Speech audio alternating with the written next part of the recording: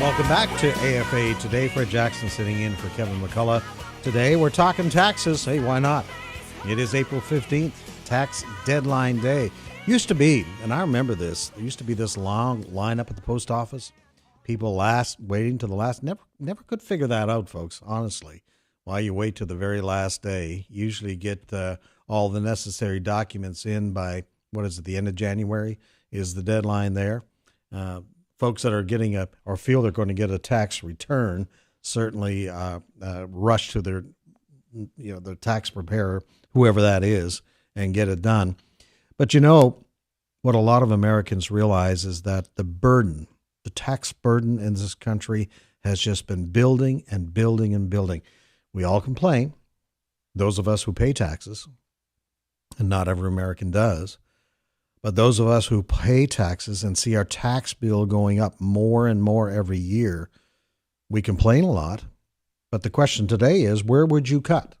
What programs would you see that can go away tomorrow and it really wouldn't have a major negative impact on the country? 888-589-8840 is the number to call. Let's go back to our phones and let's head to Texas. And Jim is on the line. Jim, welcome to the program. Yes. I'm calling from Bryan, Texas. Okay. And my answer to your question is I have written a tax plan. It's called the Liberty and Justice for All Tax and Government Reform Plan. Wow. It sounds like a government document, though, Jim, with that title. Go ahead. But you have to have government reform if you're going to have a tax plan. Okay. You have to get rid of all the agencies that are unconstitutional. Mm-hmm. That's right. That's where it starts. And so much has gone beyond what our founders had planned in the way of a strong federal government. But, and Jim, we appreciate your comment on that. Here's the problem, though. Things have changed in America. The expectations, people's demands of government. And here's what's happened is that you've had government politicians come along who play into that, and they make promises during election campaigns, and people say, well, that sounds really good. I really want that. And so they elect these individuals, and then these individuals say, okay, I'll give you what you wanted, but it's going to cost you more and more money. And that is what has happened. It's what happens in socialism. Governments gain more and more power as they have more and more financial influence over your lives. That's why alarm bells have been going off, folks, in this country over the last 5 or 6 years, because we see a growing dependence. And now Obamacare, we talk about that almost endlessly here, have been, even before it became law, warning that it is a huge government intrusion on the lives of Americans. And we have been warning about that and will continue to do so. Dennis in Mississippi, welcome to the program. Go ahead. How you doing, Fred? You doing all right today? Doing great. Well, I'm telling them where they can cut some money real quick. They can cut it from National Endowment to the Arts. Good one. They can cut some of these subsidies to these wind farms and solar mess that they're doing. That is not that half of these things are going bankrupt and not producing anything. And let's mention an example. I'm glad you brought that up. Remember back, what was about 3 years ago, Solyndra? Solyndra. Yeah. That's the main one that sticks out. $500 million flushed down the toilet. The government, Barack Obama's government, gave them $500 million. And then they went bankrupt a few months later, lost all that money. And another thing they did, they had a lot of tubes that were left over, and they were destroying them. And, I mean, pallets of these things that could have been sold to recoup part of the money.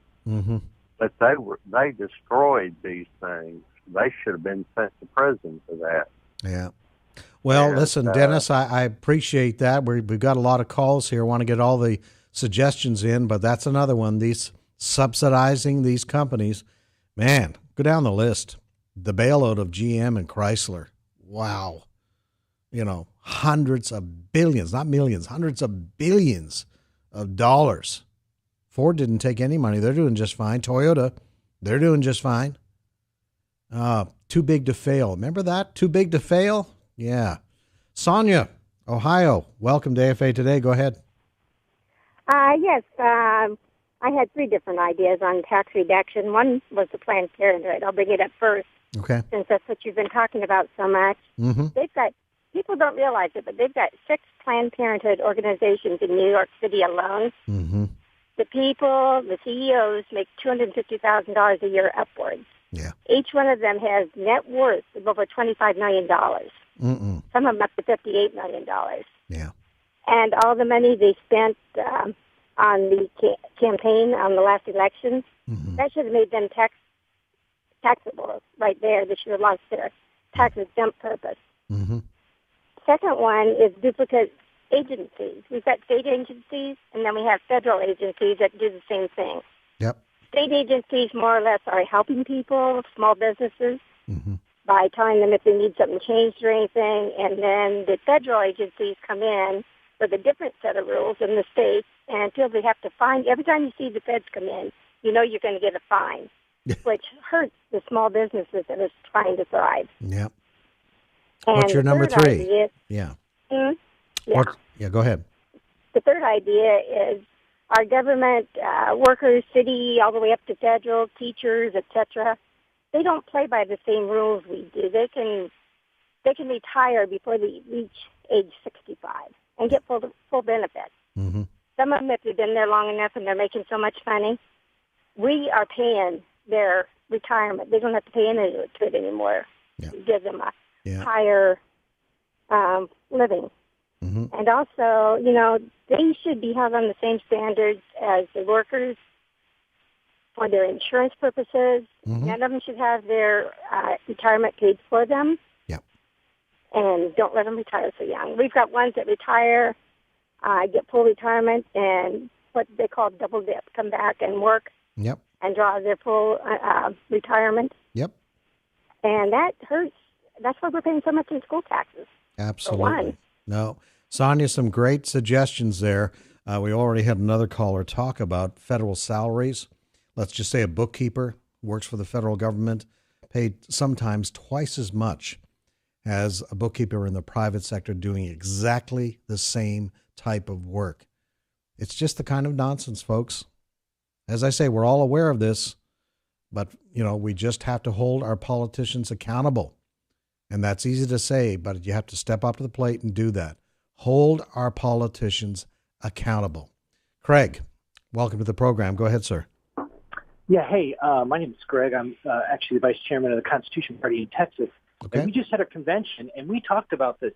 The real problem with taxation in America is we left the original taxing authority, which was apportionment, and it was destroyed by the 17th Amendment. If we would repeal the 17th Amendment and have the state legislators pick the senators and go back to apportionment, what happens under apportionment is when the federal government spends money, they divide it by 50 and send a bill to each state. Mm-hmm. And then it's the state's responsibility to pay back the federal government. And if they don't like it, they cannot pay. Yeah. And they can battle it out with the federal government. And if they don't like the way the federal government's spending money, since the state legislatures are always left holding the bag to pay for it, they can select different senators. And that's the way it ought to be done. But the 17th Amendment ruined all of that. And that's really the problem. And all of these other solutions, these flat taxes and everything else, they won't work. You need a constitutional amendment. Now, we do have a con that's going to happen. But God help us if we install a new taxing power. But you can't do a flat tax without a constitutional amendment. You can't do all of these taxes without a constitutional amendment because the government doesn't have the taxing power to do any of these things. And the only way to give it to them is to have a constitutional amendment. Absolutely, Craig, and we appreciate that suggestion. And I think what Craig is talking about, what our other callers have talked about also, is accountability. That is what is missing. There is no accountability. Our founder here at American Family Association, Brother Don Wildman, has said over and over and over again, something happens. When we elect somebody to go to Washington, they change. They get up there. They give great speeches back home. But when they get to Washington, they join the crowds of spending more and more money. That is why our federal deficit has just climbed dramatically. We have to change that attitude. We have to change the attitude, have to start caring about the next generation that is really going to carry the load in paying for what we are doing today. Do we care about that next generation? That's the other question that has to be addressed. Eleanor in Arkansas, welcome to the program. Go ahead. Yes, I think the Federal Reserve should be totally eliminated. They have been printing money and devaluating our dollar. Mm-hmm. I think immigration, the idea of taking in 13 or 20 more Americans, making them Americans, and they have no skills, not doing any kind of background checks. They want us to think they're all from Mexico or South America. How many of them are Muslims that are coming here to destroy us? Yeah. Homeland Security. I don't know how many know that Homeland Security just took over Remington Arms and Ammunition in Lonoke, Arkansas. And they have increased the amount of ammunition that they want. Last year it was like 5.3 million that they, I don't know if those are boxes or shells, but that's astronomical. That's more than, we paid for the Iraq war.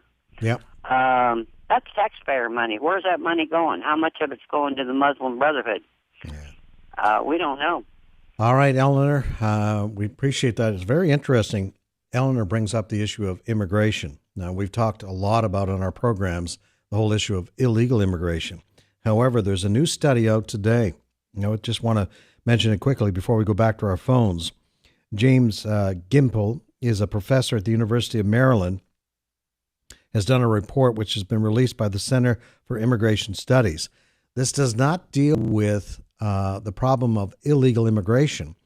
What he is addressing in this study that was just released today is where we're trending with regards to legal immigrants.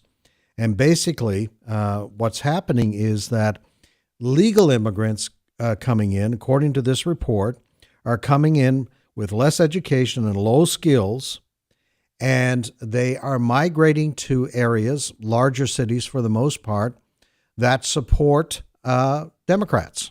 All right?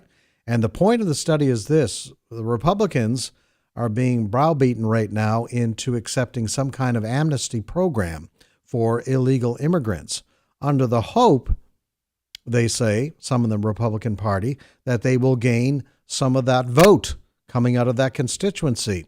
Well, what this study points to is that amongst the legal immigrants, which are gravitating to these larger cities, they are still going to vote Democrat because of that level, low wages and low skills. They tend to be the people that depend more on government, and Democrats come along and make promises that we'll do this and do that for you. We'll supply health care for you, food lunch programs, food stamp programs, all of these sorts of things. And even if the Republican Party votes for an amnesty program, they will not see the political benefit from that. Very interesting study, as I say, that's out today from this professor at the University of Maryland. It's all part of the problem.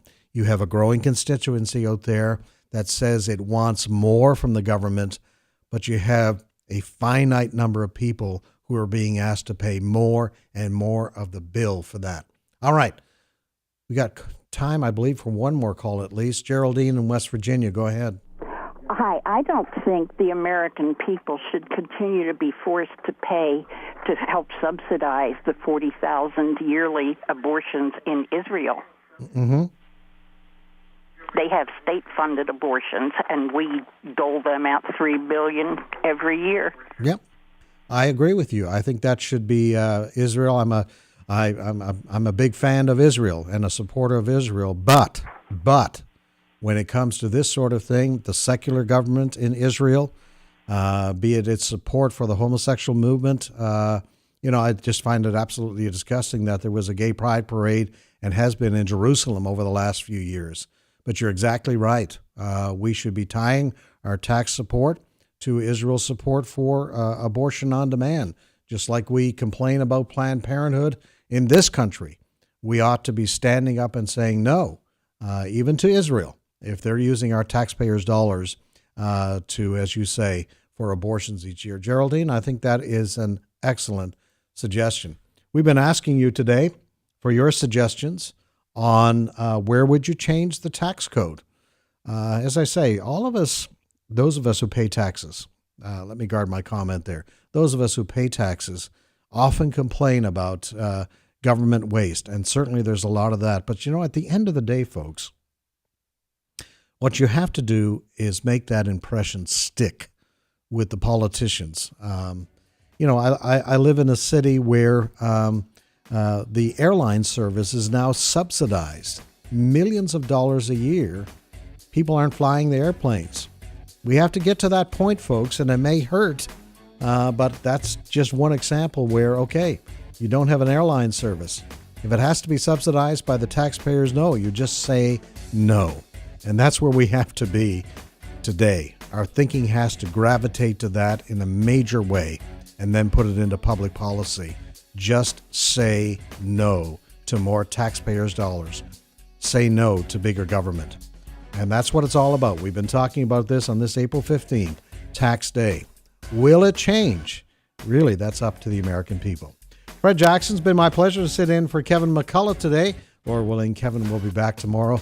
Much more great programming coming your way here, American Family Radio AFR Talk. Have yourself a good day, and bye for now.